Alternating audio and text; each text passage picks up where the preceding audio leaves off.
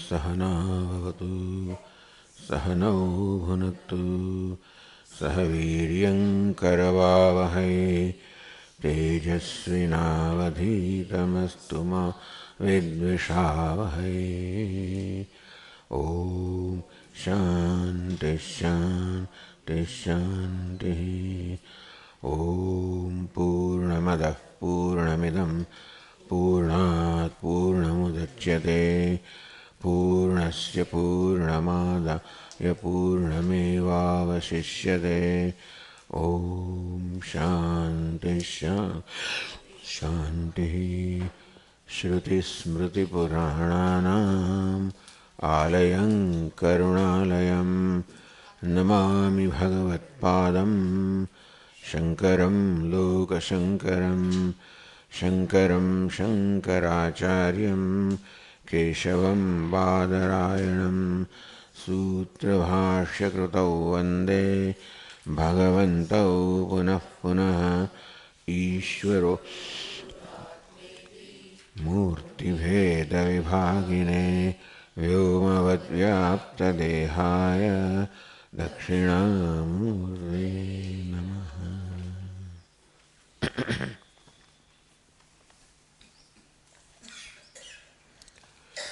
અત્યારે શ્વેતાશ્વતર ઉપનિષદ ચાલી રહ્યું છે. આપણે લગભગ એ ઉપનિષદના અંત ભાગમાં આવી રહ્યા છીએ.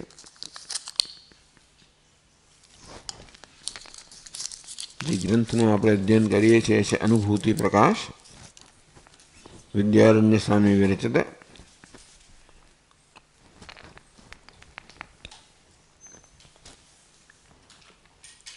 એ છે કે એને બધા આપણા ઉપનિષદો અત્યાર સુધી થઈ ગયા. હવે આ શ્વેતાશ્વતર ઉપનિષદ ચાલી રહ્યું છે.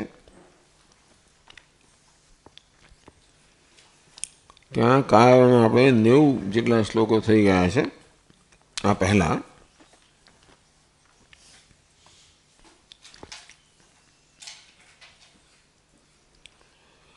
જ્યારે 86મા શ્લોકથી આપણે પુનરાવર્તન કરીએ તો અવિદ્યાકૃત જીવત્વમ અથ સ્પષ્ટમુદીર્યતે સત્વં રજಸ್ತમશ્ચેતિ ગુણૈઃ જીવ સમન્વિતઃ. અથ હવે અવિદ્યાકૃત જીવત્વમ, અવિદ્યાના પરિણામ રૂપે જે જીવપણું છે, સ્પષ્ટમ ઉદીર્યતે એની સ્પષ્ટ હવે સ્પષ્ટતા કરવામાં આવે છે. સત્વં રજસ્તમશ્ચેતિ ગુણૈઃ જીવ સમન્વિતઃ. આ જીવાત્મા છે સત્વ, રજસ અને તમસ, આ 3 ગુણો ધરાવનારો છે. એ 3 ગુણોનો બનેલો છે. સત્વ રજસ તમસ 3 ગુણોનો બનેલો છે. સફલાથમ કર્મ કુર્યાત, અજ્ઞાનની ઉપજવા માટે એ આંતરિક ઉણપ અનુભવતો જ હોય છે. અજ્ઞાનની ઉપજવાને કારણે ઉપાધિમાં અહંભાવ ધરાવે છે. માટે ઉપાધિ એટલો અલ્પ પોતાને માને છે. માટે આંતરિક ઉણપતા અનુભવે છે. અંતેથી સફલાર્થમ કર્મ કુર્યાત, એની અલ્પતામાંથી અનેક ઈચ્છાઓ જન્મે છે. પ્રત્યેક ઈચ્છા કોઈને કોઈ ફળ પ્રાપ્ત કરવા માટેની હોય. સફલાર્થમ કર્મ કુર્યાત, તેથી આ જીવાત્મા જે આંતરિક ઉણપ અનુભવી રહ્યો છે એ ફળની પ્રાપ્તિ માટે કોઈને કોઈ કર્મ કરે છે. ભુંક્તે તસ્યૈવ તત્ફલમ, અને એ કર્મના પરિણામે એનું જે ફળ છે એ ભોગવે છે. દક્ષિણા ઉદગ અધો માર્ગૈઃ સંસત્યેષઃ કર્મભિઃ. દક્ષિણ ઉદગ અધો માર્ગૈઃ, દક્ષિણ માર્ગ, ઉદક ઉર્ધ્વ માર્ગ, અને નીચે ઉપર, ઉત્તર દક્ષિણ, ઉત્તર ઉપર, અધ નીચે અને દક્ષિણ, આવા માર્ગૈઃ સંસરતિ એષઃ કર્મભિઃ. ઉત્તર માર્ગ કોના માટે છે? નિષ્કામ કર્મ કરનારા પુણ્યશાળી જીવો માટે છે. દક્ષિણ માર્ગ છે સકામ કર્મ કરનારા પુણ્યશાળી જીવો માટે છે. અધો માર્ગ છે બાકીના બધા પાપ કર્મ કરનારા માટે છે.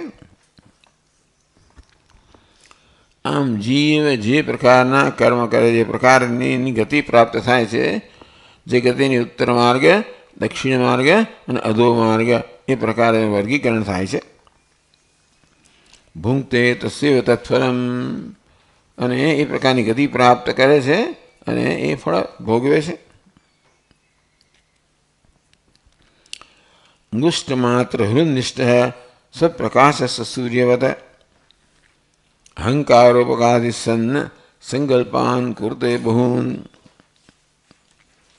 અંગુષ્ઠ માત્ર હૃદનિષ્ઠ, હૃદયને અંગૂઠા જેવડું કહેવામાં આવે છે. કહેવાય છે કે હૃદયની અંદર એવું એક આકાશ છે, પોલાણ છે, જે અંગૂઠાના આકારનું છે. અંગુષ્ઠ માત્ર હૃદનિષ્ઠ, અંગૂઠા જેવડું જેનું કદ છે એવું એક અંગુષ્ઠ માત્ર હૃદયની અંદર એક આ પોલાણ છે. નિષ્ઠ, ત્યાં જીવાત્મા, એવું કહેવામાં આવે છે ભાઈ જીવાત્માનું સ્થાન કયું, તો કે હૃદયમાં. હૃદયમાં એટલે ક્યાં? હૃદયમાં જે અંગૂઠા જેવડી આકાશ છે એમાં જીવાત્માનું ત્યાં અંતઃકરણ છે અને એમાં પ્રતિબિંબિત ચૈતન્ય એટલે જીવાત્મા. સ્વપ્રકાશ સૂર્યવત, અંતઃકરણનું સ્થાન છે આ હૃદયની અંદર. ત્યાં પ્રકાશિત થનાર ચૈતન્ય છે, સ્વપ્રકાશ છે. સૂર્યની જેમ સ્વપ્રકાશ છે. અહંકારોપાધિક સન સંકલ્પાન કુર્તે બહૂન, એ ચૈતન્ય જે અંતઃકરણમાં પ્રકાશિત થાય છે અહંકારી ઉપાધિ. કારણ કે આ ચૈતન્ય આ સમજાવે છે આ રીતે કે ચૈતન્ય તો ખરેખર સર્વથી પર છે, એ તો અતીત છે, કશાની સાથે સંબંધિત નથી, કશાની સાથે સ્પર્શ નથી, અને તેથી આ વ્યવહારિક સત્તા છે એની પારમાર્થિક સત્તા છે. આમ ચૈતન્યને કોઈ સંપર્ક છે નહીં, છતાંય પણ કેવી રીતે ચૈતન્યનો અને ઉપાધિનો સંબંધ સમજાવો, કેવી રીતે? કોઈક રીતે આ ચૈતન્ય પણ વ્યવહારિક સત્તા પ્રાપ્ત કરે છે. સૂર્ય જેમ પ્રતિબિંબિત થાય તેવી રીતે આ ચૈતન્ય પણ અંતઃકરણમાં પ્રતિબિંબિત થાય છે. એ રીતે અંતઃકરણ જેવી સત્તા પ્રાપ્ત કરે છે અને માટે પછી આ ઉપાધિ સાથે સંયોજાઈ શકે. મૂળ જે અતીત સ્વરૂપ છે એનાથી સંયોજાઈ ન શકે, પણ એ અંતઃકરણ પ્રતિબિંબિત થાય ત્યારે અંતઃકરણ જેવું વ્યવહારિક સ્વરૂપ પ્રાપ્ત કરે અને ત્યારે ઉપાધિ સંયોજાય. અહંકારોપગાદિ સન્ન, એટલા માટે પછી એને અંગૂઠા જેવડું જાણે કે એનું કદ હોય, અંગૂઠા જેવડા હૃદયની અંદર પ્રતિષ્ઠિત પ્રતિબિંબિત થયો જાણે કે અંગૂઠા જેવડું કદ છે. વાસ્તવમાં સૂર્ય સ્વપ્રકાશ છે. અહંકારોપગાદિ સન્ન, અહંકારી ઉપાધિ ધરાવનારોએ સંકલ્પાન કુર્તે બહૂન, એ વ્યવહારિક સત્તામાં આવી ગયો. અંતઃકરણમાં પ્રતિબિંબિત થવાને કારણે જાણે કે અંતઃકરણની કે વ્યવહારની સત્તાને પ્રાપ્ત થયો. અંતઃકરણમાં પ્રતિબિંબિત થવાને કારણે અંતઃકરણ જેવડો નાનકડો બની ગયો જાણે કે. તેથી અહંકારી ઉપાધિ ધરાવનારો, નાનકડી ઉપાધિ ધરાવનારો સંકલ્પાન કુર્તે બહૂન, અહંકાર વિચારો અલ્પ છે અને તેથી અલ્પતાથી પીડાતો એ અલ્પતાથી મુક્ત થવા માગે છે અને માટે અનેક બધા સંકલ્પો કરે છે.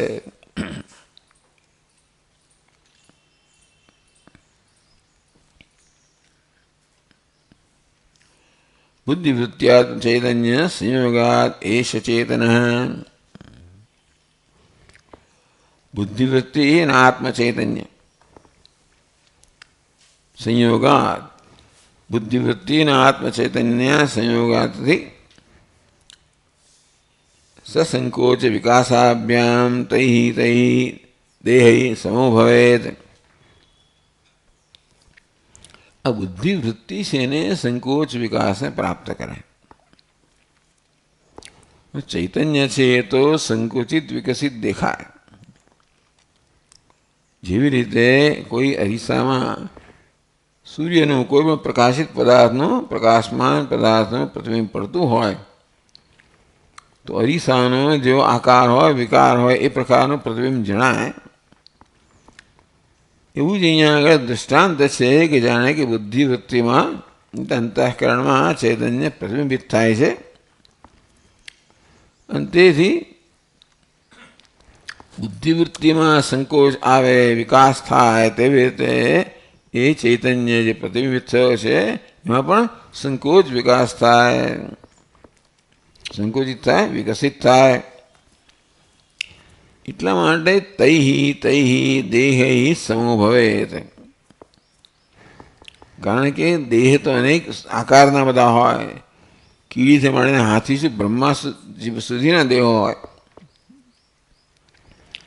ચૈતન્ય સ્વયં કોઈ આકાર નથી, પણ દરેક દેહમાં એટલી વૃત્તિ હોય. આ ચેતના ક્યાં વ્યાપેલી છે? આ દેહની મર્યાદા ચેતના વ્યાપેલી છે. અને તેથી એમ કહેવાય કે જાણે કે આત્મા એટલો છે તો તે દેહનો આકાર ને સંકોચ વિકાસાભ્યામ તૈ દેહ સમો ભવેત.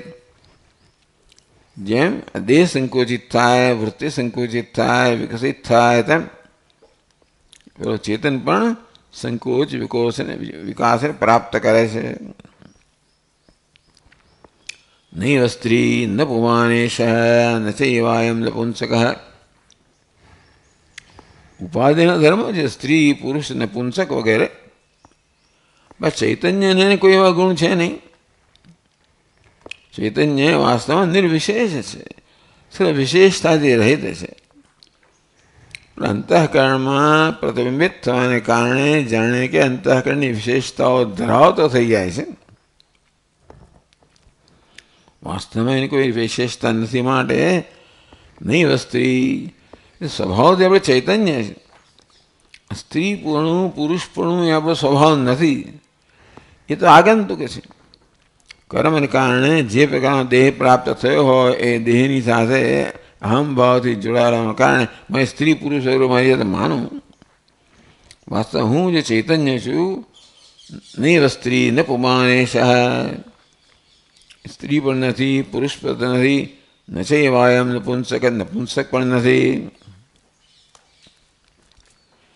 યદ્યત શરીરમાદત્તે તેન સ કથ્યતે. તો સ્ત્રી ક્યારે કહેવાય, પુરુષ ક્યારે કહેવાય? યદ્યત શરીરમાદત્તે, જે શરીર એ ગ્રહણ કરે છે, તેન સ કથ્યતે, એ દેહથી કહેવાય. ચૈતન્યને પોતાને કોઈ વિશેષતા જ નથી. દેહની બધી વિશેષતાઓ છે. દેહનું વર્ગીકરણ થાય સ્ત્રી પુરુષ વગેરે, અને એ રીતે ચૈતન્ય દેહમાં પ્રતિબિંબિત થયેલોના કારણે ચૈતન્યનું આત્માનું પણ જાણે કે એ પ્રકારે વર્ગીકરણ થાય છે.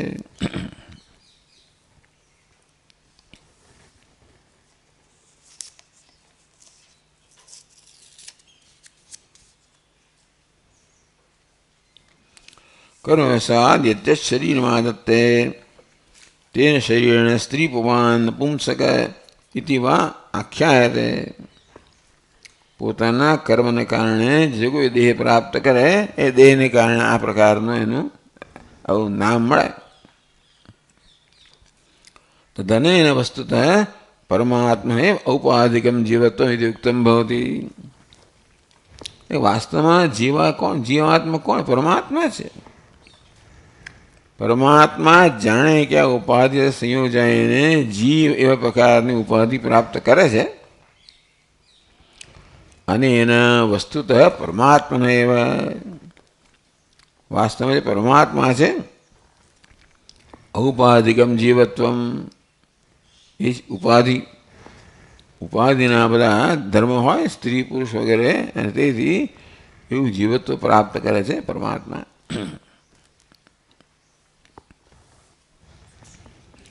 હવે 51મા શ્લોકથી આગળ વધીએ.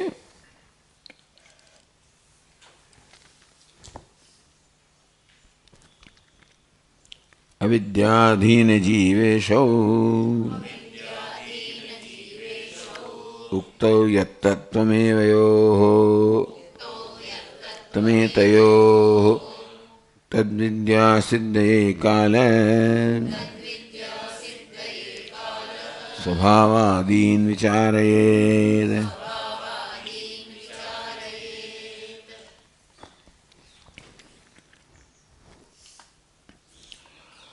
અવિદ્યા અધીન જીવેશ ઉક્તૌ. જીવનું અને ઈશ્વરનું વર્ણન કરવામાં આવ્યું. અવિદ્યાધીન એક જ ચૈતન્ય અવિદ્યાને કારણે જીવ કહેવાય છે. એ ચૈતન્ય બીજી ઉપાધિ અવિદ્યાને કારણે વ્યષ્ટિઓથી સંયુક્ત હોય તો જીવ કહેવાય છે. એ સમષ્ટિ સાથે ઈશ્વર કહેવાય છે.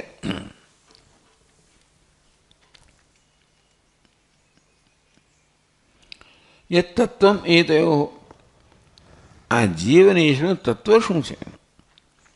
તદ્વિદ્યા સિદ્ધે. એ તત્વના જ્ઞાન માટે કાલ સ્વાધીન વિચારે. તો આગળ જેવું તો આવ્યું કાલ સ્વભાવ નિયતિ યદૃચ્છા ભૂતાની યોનિ પુરુષ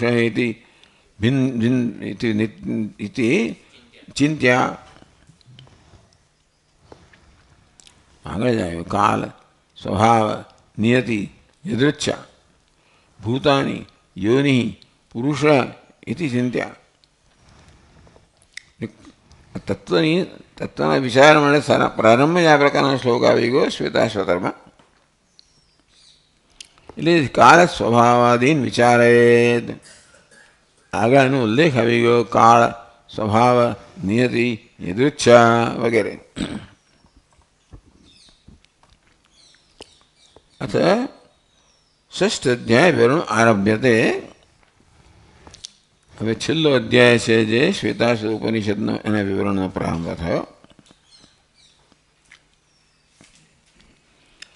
અવિદ્યા અધીન જીવેશયો યત તત્વમ તત અવગતિ સિદ્ધ્યર્થમ પ્રથમ અધ્યાયાદ ઉક્તાન કાલસ્વભાવાદીન પુનર્વિચારયેત ઇત્યર્થઃ. અવિદ્યા અધીન જીવેશયો યત તત્વમ.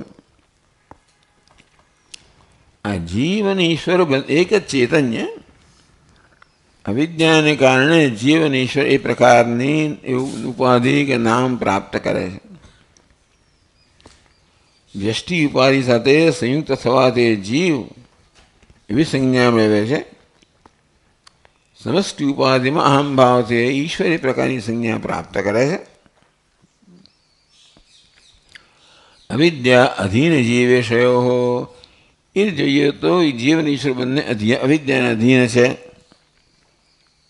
યત તત્વમ તત અવગતિ સિદ્ધ્યર્થમ. આ જીવ અને ઈશ્વરનું તત્વ છે, સ્વરૂપ છે. અવગતિ એના જ્ઞાનની સિદ્ધિ થાય તે માટે પ્રથમ અધ્યાય ઉક્તાન પહેલા અધ્યાયમાં જ જેમને કહેવામાં આવ્યા કાલ સ્વભાવ નિયતિ યદૃચ્છા ભૂતાની યોનિ.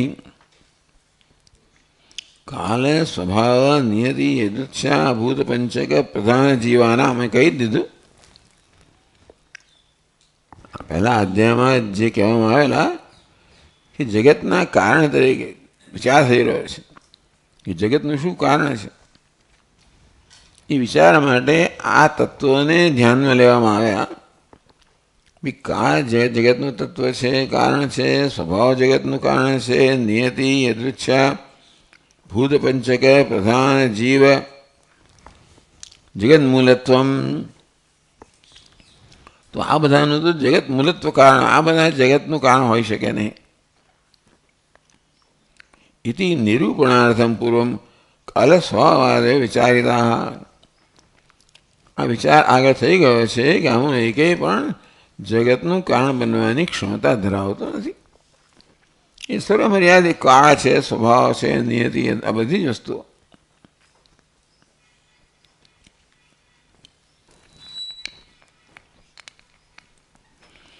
ઇતિ નિરૂપણાર્થમ પૂર્વમ કાળ સ્વભાવ વિચારિતા.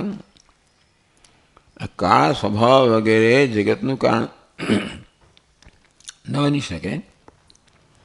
એનું નિરૂપણ કરવા માટે આગળ એમના વિશેની વાત ચર્ચા થઈ ગઈ. નક્કી કરવામાં કાળ, સ્વભાવ, નિયતિ વગેરે જગતનું કારણ ન હોઈ શકે.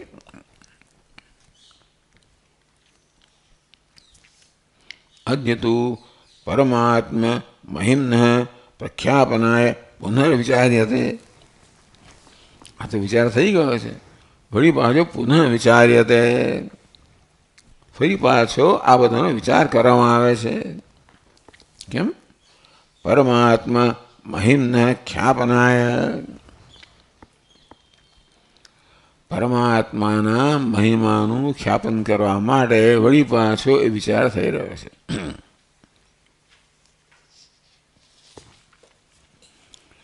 એ શ્વેતાશ્વત ઉપનિષદના પહેલા મંત્રમાં કહ્યું, સ્વભાવમેકે કવયો વદંતી કાલમ તથા કે પરિમુખ્યમાનાઃ દેવસ્યૈષ મહિમાતુ લોકે યેનેશં ભ્રામ્યતે બ્રહ્મચક્રમ. કેટલાક બુદ્ધિમાન લોકો સ્વભાવને કારણ બતાવે છે, બીજા કાળ અને સ્વભાવ કવાય એટલે બુદ્ધિમાન લોકો. સ્વભાવ એકે કવાય, એકે કવાય. કેટલાક બુદ્ધિમાન લોકો સ્વભાવને જગતનું કારણ બતાવે છે, અન્ય કાળ, બીજા કેટલાક લોકો કાળને જગતનું કારણ બતાવે છે.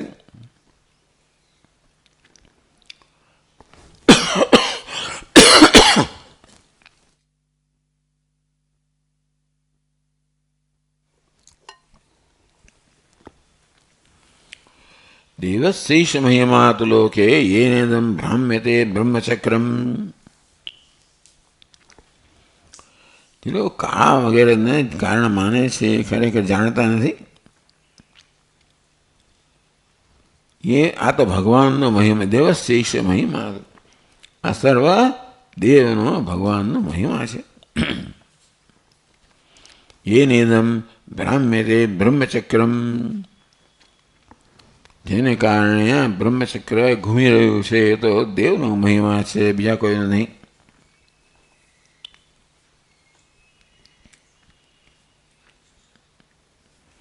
એટલે જ કહ્યું અથત અદ્યતુ પરમાત્મા મહિમ્ન પ્રખ્યાપનાય. આ બધો પરમાત્માનો મહિમા છે કહેવામાં આવ્યું. એને મહિમાની પ્રખ્યાપના, એમાં વિખ્યાત કરવા માટે ફરી પાછું વિચારવામાં આવે છે.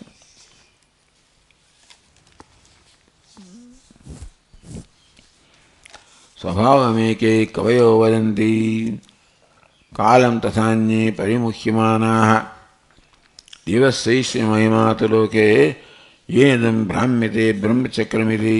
આશી ગયા આપણે એ સ્વભાવમેકે કવયો, એક કેટલાક કવિઓ વિચારકો સ્વભાવને જગતનું કારણ બતાવે છે. કાલમ મન્યતે પરિમુખ્યમાનાઃ, સરળ મોહિત થયેલા બીજા અન્ય લોકો કાળને જગતનું કારણ બતાવે છે. દેવસ્યૈષ મહિમાતુ લોકે, વાસ્તવમાં પરમાત્માનો મહિમા છે કે બધા ભ્રમિત થઈ ગયા છે. દરેક જણ પોતપોતાની રીતે જગતનું શું કારણ છે એના વિશે ચિંતન કરે છે, અને તેથી ભિન્ન ભિન્ન નિર્ણયો પર આવે છે પોતાના ચિંતન રીત પ્રમાણે. દેવસ્યૈષ મહિમાતુ લોકે યેનેદં ભ્રામ્યતે બ્રહ્મચક્રમ. આ જેને બ્રહ્મચક્ર ભ્રમી રહ્યું છે તો માત્ર પરમાત્માનો મહિમા છે.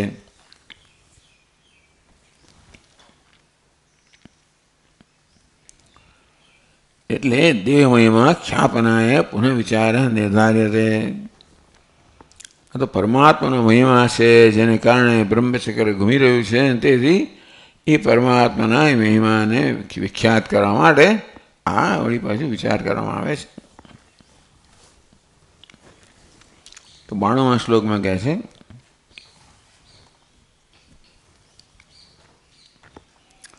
મૂલ કારણ તૈતેષાં નિયુક્તા જનિમત્વતઃ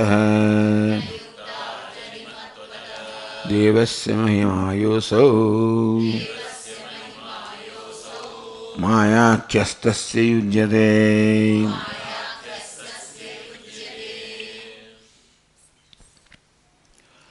મૂળ કારણતા એ તેષામ ન યુક્તા. આજે કા છે, સ્વભાવ છે, નિયતિ, યદુચ્છા, પંચમહાભૂત, યોનિ, પુરુષ, આ બધી વસ્તુઓ મૂળ કારણ હોવાની યોગ્યતા ધરાવતા નથી. કેમ? તેષામ જન્યત્વાત્, જન્યમત્વ થાય, એ બધાનો જન્મ થયેલો છે. ટૂંકમાં આ કાનો જન્મ થયો છે. પ્રલયમાં કાળ પણ નથી, સુષુપ્તિમાં પણ કાળ નથી, એટલે કાળનો પણ જન્મ થાય છે. દરેક વસ્તુના સ્વભાવનો જન્મ થાય. વસ્તુના જન્મ સાથે, જગતના જન્મ સાથે નિયતિનો જન્મ થાય. યદુચ્છા, ઈશ્વરની ઈચ્છા, બધી વસ્તુ જગતના જન્મ સાથે જન્મે. બધી વસ્તુ જન્મેલી હોવાને કારણે એ મૂળ કારણ ન હોઈ શકે.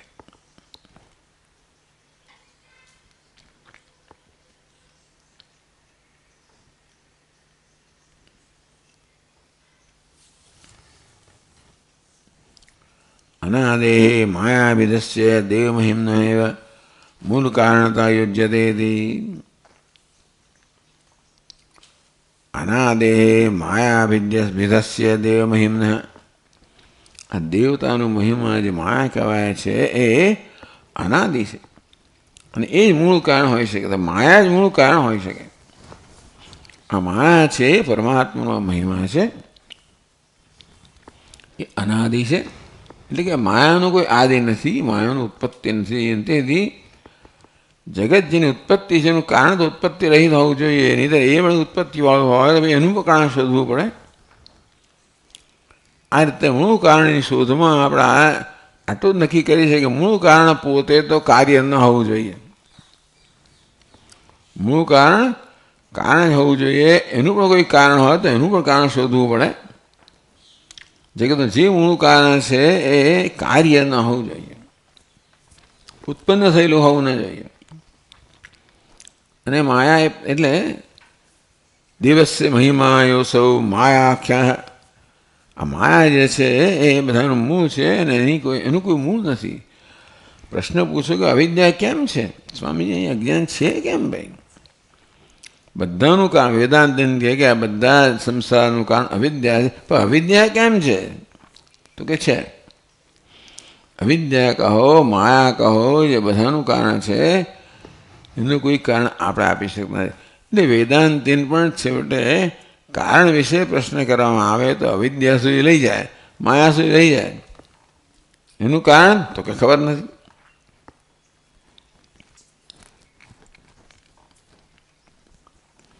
દિવસે મહિમાસો યૌસૌ માયાખ્ય. આ માયા તો દેવનો મહિમા છે.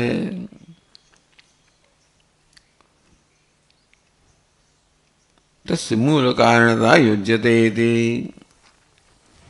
બીજું કોઈ હોય, માત્ર માયા મૂળ કારણ હોઈ શકે, બીજું કોઈ નહીં.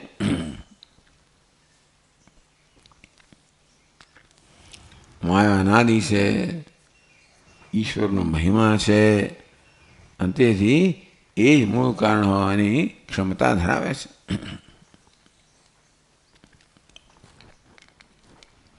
વળી પાછું આ કારણ સ્વ વગેરેનું ચિંતન કરવાનો પ્રારંભ કર્યો ને, એટલે આ રીતે પછી નિર્ણય પર આવે કે મૂળ કારણ કયું? તો માયા જે પોતે ઉત્પન્ન થઈ નથી એ જ મૂળ કારણ હોવાની ક્ષમતા ધરાવે છે.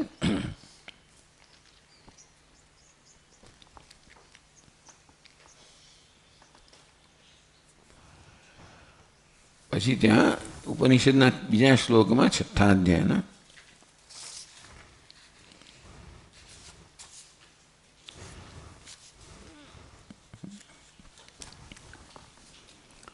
येनावृतं नित्यमिदं हि सर्वं न्यः कालकारो गुणि सर्वविद्यः तेनेशितं कर्म विवर्तते पृथ्व्यप्ततेजो निलखानि चिन्त्यम्. येन आवृतं नित्यम इदं हि सर्वं, જેના વડે આ સર્વ નિવૃત્ત આવૃત છે, વ્યાપ્ત છે. જ્ઞ કાલકાર ગુણી સર્વવિદ્ય. જે જ્ઞ એટલે જ્ઞાન સ્વરૂપ છે.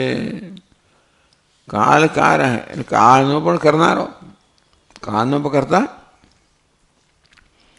ગુણી ભગવાન નિષ્પાપ વગેરે ગુણો ધરાવનારા છે. તો અનંત કલ્યાણ ગુણગણ નિલય. વૈષ્ણવ કહે કે ભગવાન કયો છે? અનંત કલ્યાણ ગુણગણ નિલય. અને કલ્યાણ ગુણ બધા જ કલ્યાણ ગુણ જ એમનામાં છે. ભગવાનમાં અનંત સર્વ કલ્યાણ ગુણગણનો નિલય છે, આધાર છે, આશ્રય છે.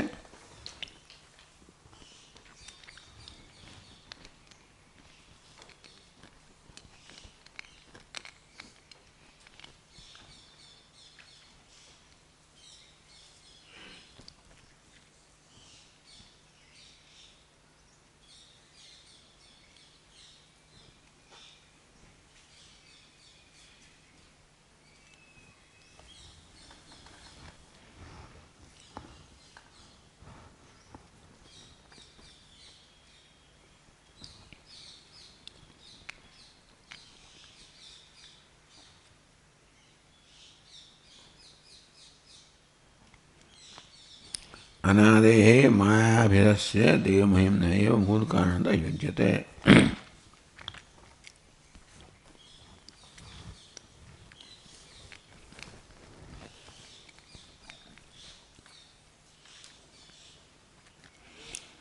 આગળ 3મા શ્લોકથી કહે છે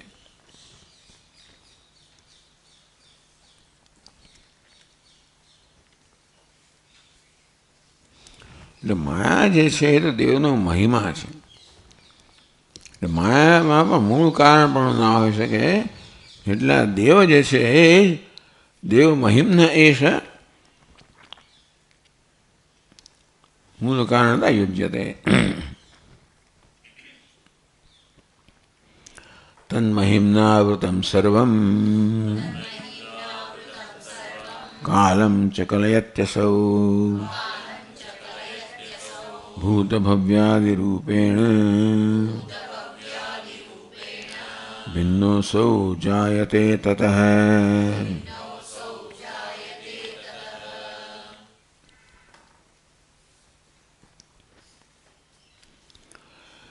येनावृतं नित्यमिदं हि सर्वं सकालकालो गुणि सर्वविद्यः तेनेशितं कर्म विवर्ततेह પૃથ્વ્યપ્તેજો નિખિલાની ચિંત્યમ. આ બીજો મંત્ર છે ઉપનિષદનો. જેન આવૃતમ નિત્યમિદમ સર્વમ, જેના વડે આ સર્વ નિત્ય વ્યાપ્ત છે. જે કાલકારો ગુણી સર્વવિદ્ય, જે કારનો પણ કરનાર, ગુણી સર્વ નિષ્પાપાદિ ગુણવાન અને સર્વજ્ઞ છે સર્વવિદ્ય. તેને શતમ કર્મ વિવર્તતે. એનાથી પ્રેરિત ઈશિતમ પ્રેરિતમ પ્રેરિત થઈને આ પૃથ્વી અપ તેજ અન્નલખાની પૃથ્વી જળ વન્ય વાયુ આકાશ રૂપી આ જે કર્મ છે જગતરૂપી કર્મ વિવર્તિત થાય છે.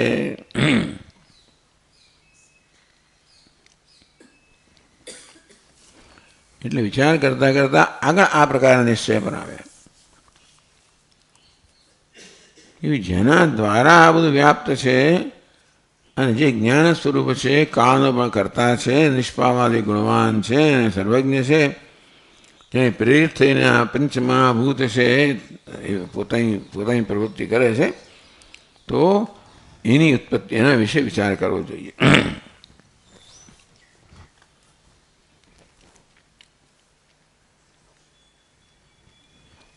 તો 3મા શ્લોકમાં કહે છે તન્મહિમ્નાવૃતમ સર્વમ કાલમ ચ કલયત્યસૌ ભૂતભવ્યાદિરૂપેણ ભિન્નોऽસૌ જાયતે તતઃ.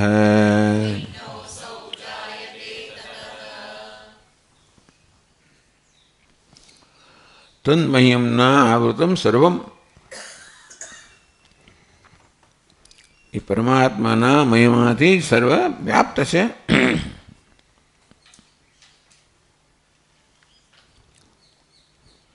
કાલમ ચ કલયતી અસૌ. અસૌ માયાખ્યો દેવ દેવ મહિમા.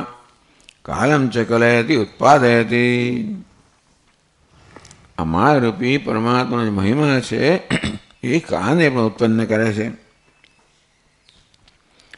ભૂત ભવ્યાદિ રૂપેણ ભૂત ભવિષ્યત વર્તમાન રૂપેણ યત ભિદ્યસે અસૌ કાલ. કાળ પણ આ પ્રકારે વિભાજિત છે ભૂત ભવ્ય અને વર્તમાન. અતઃ તત માયા જાયતે. કાળ પણ ઉત્પન્ન થયેલો છે કારણ કે કાળના પણ વિભાગ છે. એ ઉત્પન્ન થયું હોય અને વિભાગ હોઈ શકે. તો કાળના પણ વિભાગ છે ભૂત ભવ્ય વગેરે. અંતેથી કાળ ઉત્પન્ન થયેલો છે અને તે પણ માયામાંથી કાળ પણ જન્મે છે.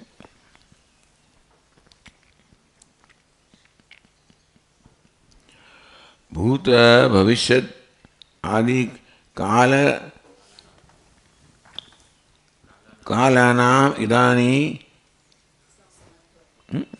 ઇદાનીમ સમત્વાત જન્યત્વાત જન્યત્વગમાત અંતે તસ્ય જગત કારણત્વમ યુક્તમિતિ ભાવ. ભૂત ભવિષ્યાદિ કાલાનામ ઇદાનીમ સમત્વાત. ભૂત ભવિષ્ય વગેરે કાળ છે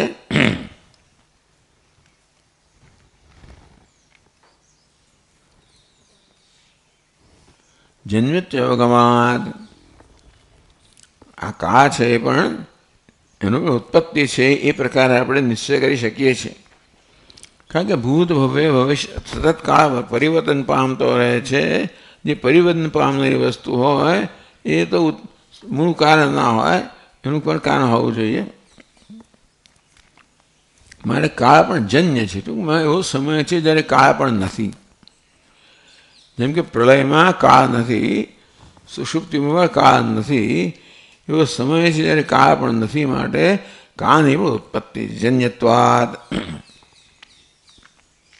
જન્યત્વ અવગમાત. આ પ્રકારે કાળ પણ જન્ય છે, ઉત્પન્ન થયેલો છે. તો કાળ બધાને ઉત્પન્ન કરનાર છે, તો કાળ પોતે ઉત્પન્ન થયેલો છે. કારણ કે એવી અવસ્થા જ્યાં કાળ પણ નથી. જેમ કે પ્રલય અવસ્થામાં કાળ નથી, સુષુપ્તિમાં કાળ નથી. જાગીએ ત્યારે કાળ પણ જાગૃત થતો હોય છે. આ કાળની પણ ઉત્પત્તિ છે.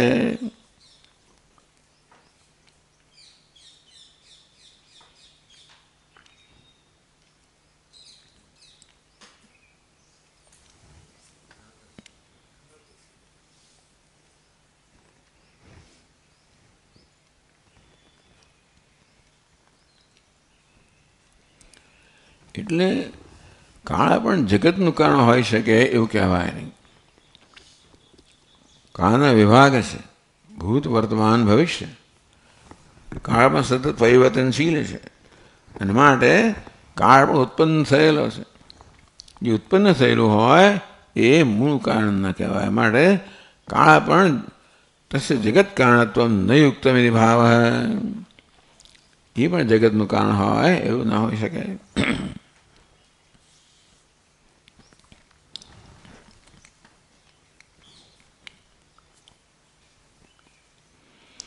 कालस्य मायातः उत्पत्तिमुक्त्वा स्वभाव यदृच्छा भूतपंचक प्रधानानां वै मायाजन्वाः.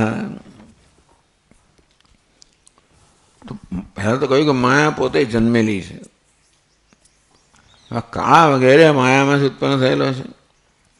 કાલસ્ય માયાતઃ ઉત્પત્તિ મુક્ત્વા.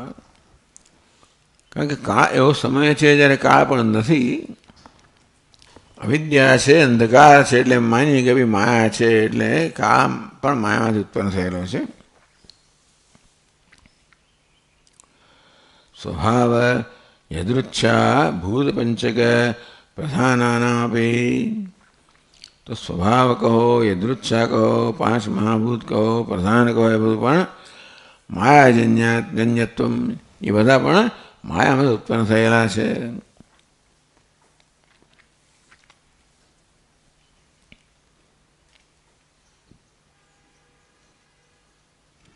એટલે 94 શ્લોકમાં કહ્યું, જલાજ્ઞાદિ સમુત્પન્નૌ સ્વભાવઃ સહજાયતે યદૃચ્છા પંચભૂતાની પ્રધાનમ ચેતિ માયિકમ.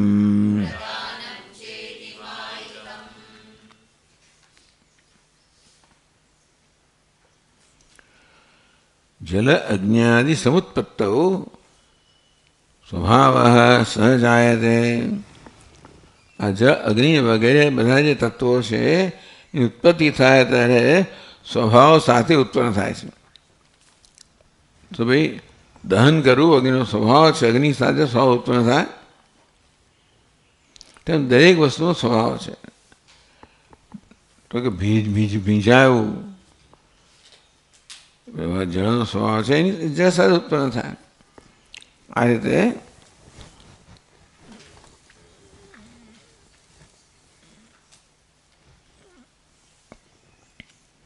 જલાદીનામ ઉત્પત્તિ સમયે તૈ સહ તત્ત સ્વભાવ બી ઉત્પદ્યતે.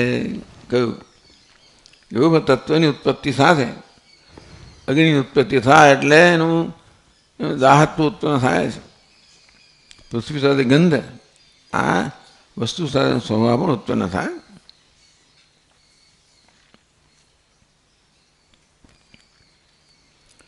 યદુચ્છાદિકમ અન્યત સર્વમ માયિકમ માયાજન્યમ ઇત્યર્થ.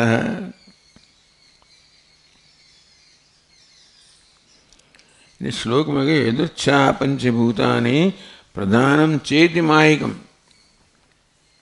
યદુચ્છાદિકમ એટલે યદુચ્છા પંચભૂત પ્રધાનમ, આ બધું સમજ છે એ બધું માયિક એટલે કે માયાજન્યમ, આ માયામાંથી જન્મેલું છે.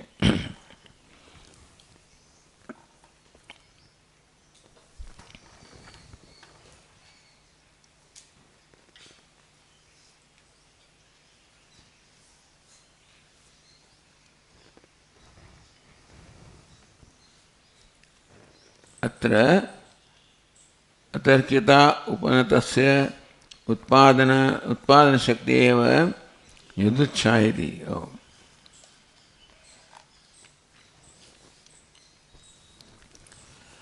अतर्कित उपनतस्य उत्पादन शक्ति. અતર્ક એટલે જે તર્કથી પર છે, તો એ પણ એની ઉત્પાદન શક્તિ છે, એને યદૃચ્છા એટલે ટૂંકમાં યદૃચ્છા ઈશ્વર ઈચ્છા, જેના પર તર્ક ના લગાવી શકાય. આ કેમ બન્યું? ઈશ્વર ઈચ્છા. આપણે છે તમે કહેતા હોઈએ છીએ કે યદૃચ્છા કહો, ઈશ્વર ઈચ્છા કહો, એનું શું કારણ છે? એનું કોઈ કારણ આપણે સમજાવી શકતા નથી, એનું કોઈ તર્ક નથી. અને તેથી આ ઉત્પાદન શક્તિ આ પ્રકારની છે, એની યદૃચ્છા કહેવામાં આવી. માયાજન્ય પ્રથમ કાર્યસ્ય પ્રધાન વિધિ છે વ્યપદેશ જ્ઞેયમ. અને આ માયા જે છે એમાંથી ઉત્પત્તિ થાય છે પ્રધાન, પછી પ્રકૃતિ, અને પછી એમાંથી સમગ્ર જગત પૂર્ણ થાય. સૌથી પહેલી ઉત્પત્તિ થાય પ્રધાનની, એમ કહેવાય. માયામાં આ વેદાંતિ લોકોને કહેવાનું છે. સાંખ્ય લોકો ન કહેતા હોય, વેદાંતિને કહેતા હોય. સાંખ્ય કે કેવી આ પ્રધાન છે, એમની પ્રકૃતિ, એમની જગત. પણ વેદાંતિને કે પ્રધાનની ઉત્પત્તિ છે તે માયામાંથી છે. અને માયાની ઉત્પત્તિ ક્યાંયથી હોય એ પ્રકારે નિશ્ચય કરી શકાતો નથી. માયા કેવી છે? અકારણ છે. બધા લોકો પણ એવું ઈચ્છે છે પ્રધાનને પણ મૂળ કારણ કહે, પણ આપણે કંઈ પ્રધાન મૂળું કારણ થવાની યોગ્યતા ધરાવતું નથી, કારણ કે પ્રધાનમાંથી આ બધા પછી જે બધા વિભાગ થાય છે એનો પ્રધાન પોતે પણ એવું વિભક્ત છે, એ ઉત્પન્ન થયેલું છે, અને તેથી માયા એનું કારણ છે. વેદાંત એને કહે છે, સાંખ્ય નથી કહેતા.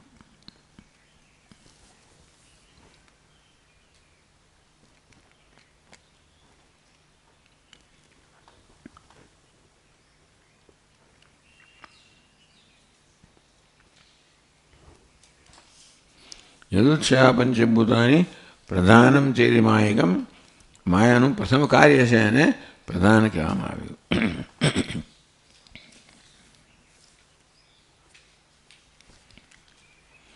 એટલે 95મા શ્લોકમાં કહે છે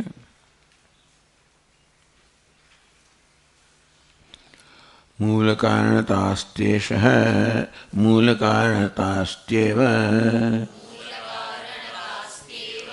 માયાયાજન્ય ભાવતઃ અવાંતરમ કારણત્વમ કાલાદીનાં ભવત્વિદમ.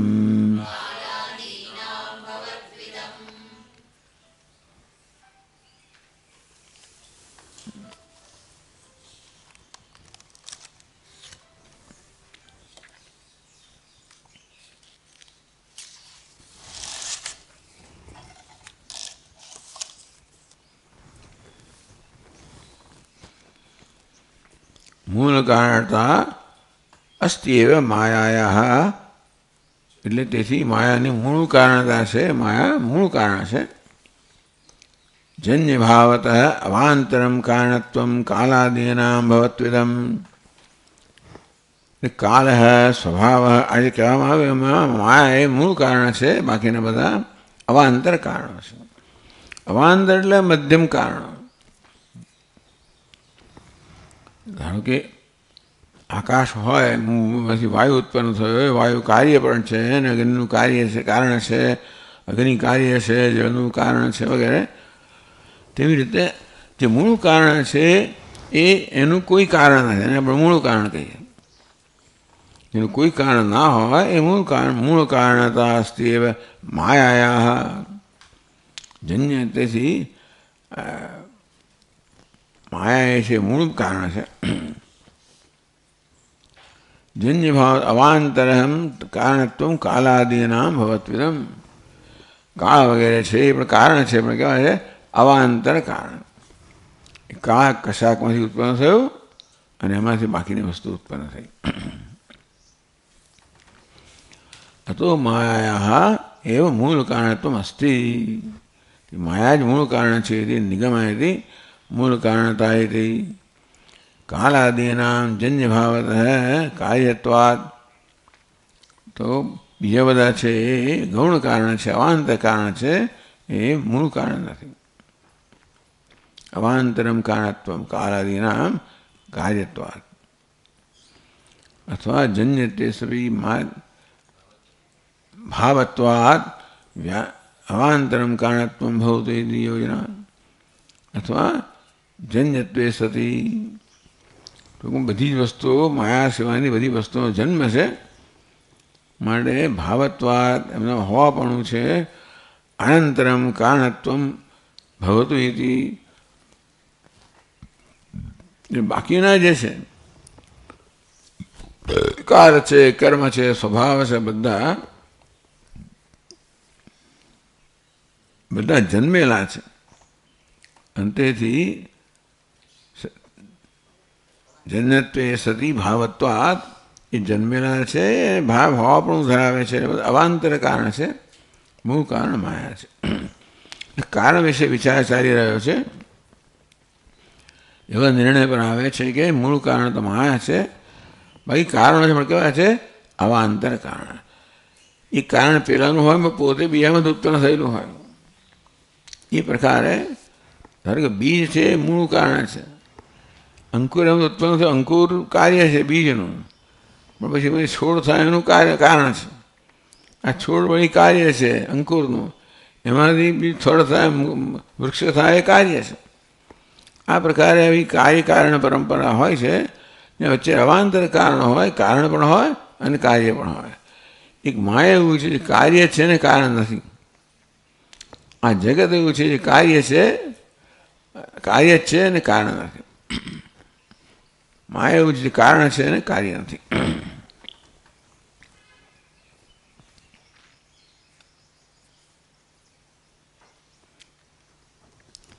ચાલો અહીંયા જ આપણે વિરામ લઈશું. ઓમ પૂર્ણમદઃ પૂર્ણમિદં પૂર્ણાત પૂર્ણમુદચ્યતે પૂર્ણસ્ય પૂર્ણમાદાય પૂર્ણમેવાવશિષ્યતે. ઓમ શાંતિ શાંતિ શાંતિ.